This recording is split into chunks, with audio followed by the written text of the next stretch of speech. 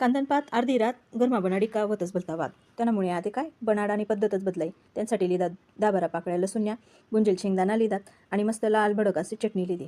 आई मस्तपैकी mixer man बारीक करी लिहिलं आणि त्यानंतर कुकरना भांडामा आई पावशरभर कांदनपात मस्त निवाडी सण स्वच्छ धुईसनी टाकी. त्यानंतर टाकी मटणी दाय पोटभर खाय, दल्लादल्ली पंढरी जाय. मटणी दाय जी होती ती भिंजेल होती आणि तिनामा आता हळद टाकी, स्वादानुसार मीठ टाकं. त्यानंतर टाकं यानामा थोडंसं पाणी आणि 1 चमचा तेल टाकं. कुकरनं झाकण लाईसनी आपली आठी फक्त 1 शिटी लेणीशी, कारण आपण मटणी डाळ अगोदरच भिजाडी लिहायची. दखा अशा पद्धतीतून व्यवस्थितपणे मस्तपैकी कांदानपात शिजी जास फक्त 1च शिटीमा.